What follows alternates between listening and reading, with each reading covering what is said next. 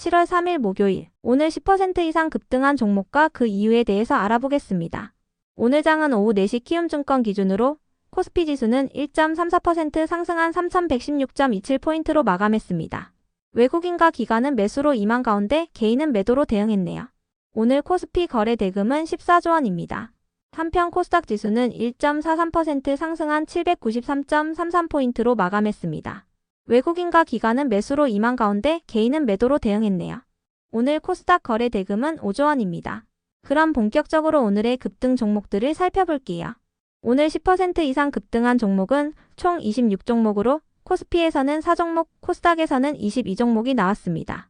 이 중 상한가 종목은 이스트아시아 홀딩스, EV 첨단 소재, 세린비엔지, 더 E&M, 삼육물산 5종목이고요.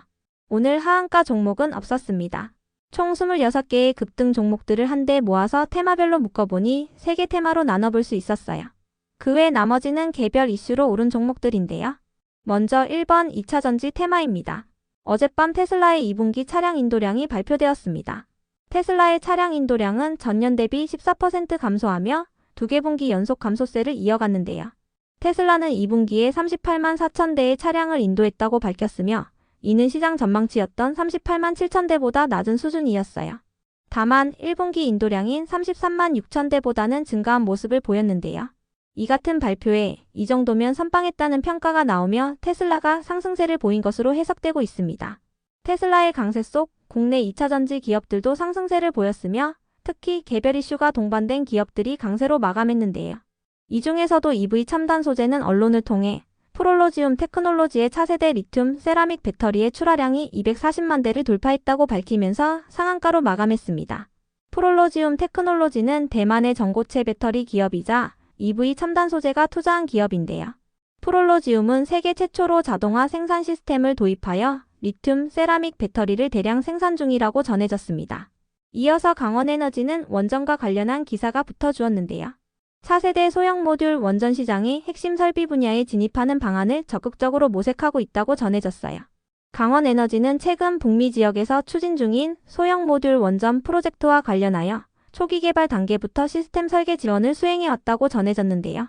이와 관련하여 강원에너지의 관계자는 의미 있는 첫 번째 레퍼런스를 확보할 수 있도록 대응을 이어갈 것이라고 밝혔습니다. 그 밖에도 KGA가 언론을 통해 양극 활물질의 수계 공정 도입을 가능하게 하는 핵심 기술 개발에 성공했다고 밝히면서 강세로 마감해 주었네요. 다음은 이번 탈플라스틱 테마입니다.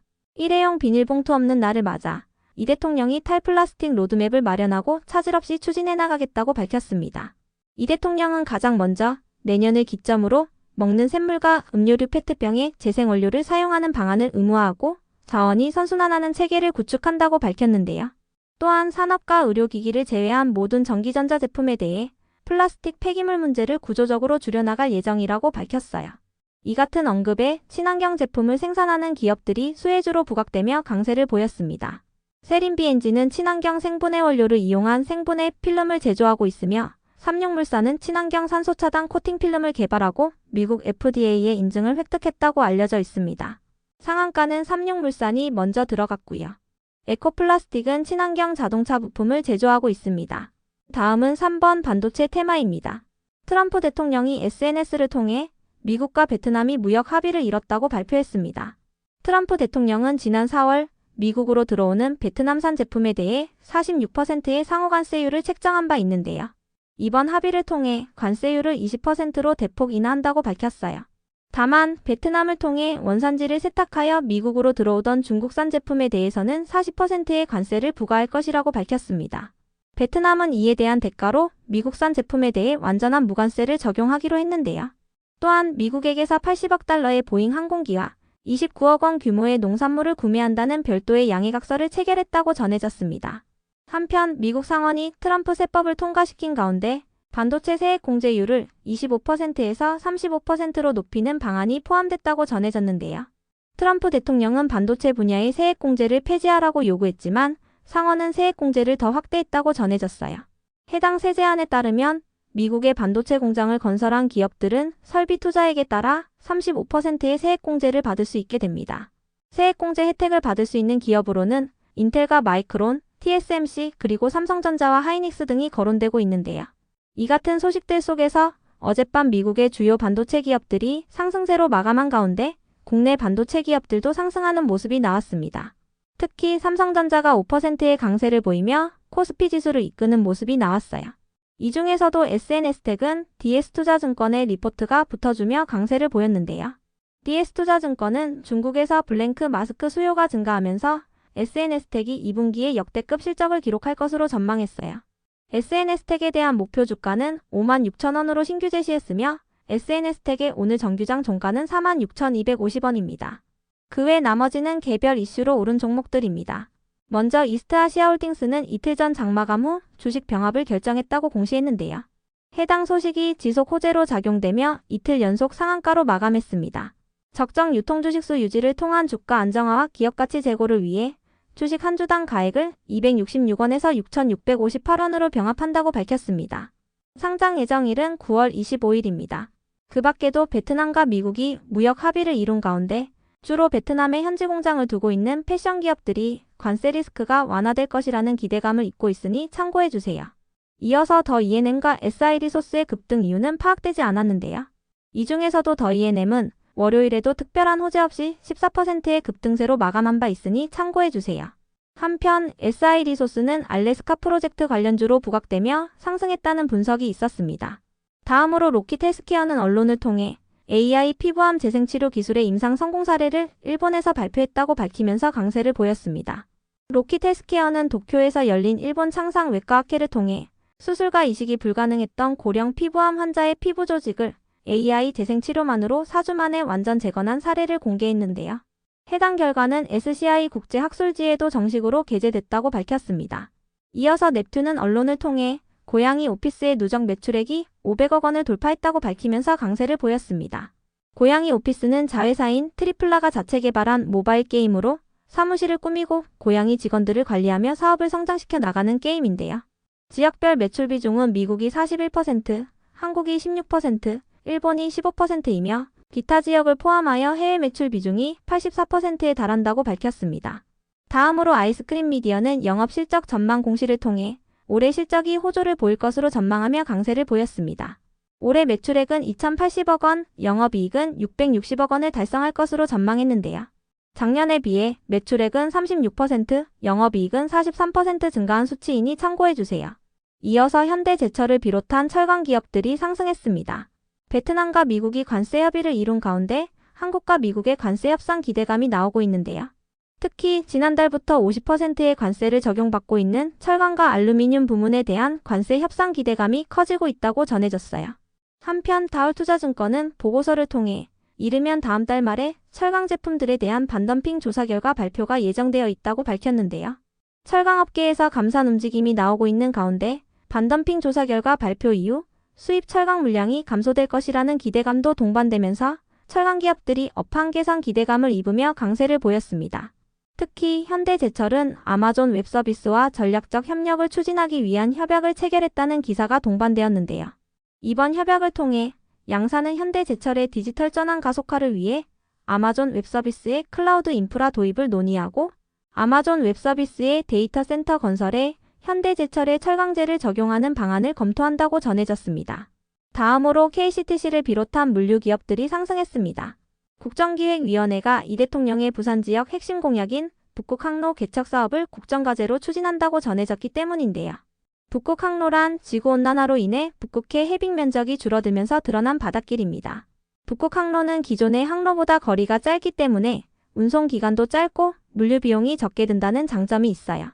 중소벤처 농식품 해양소분과의 윤준병 위원장은 북극항로 개척을 통해 물류뿐 아니라 조선과 금융 등의 전후방 산업이 동반 성장할 수 있도록 추진하겠다고 밝혔는데요.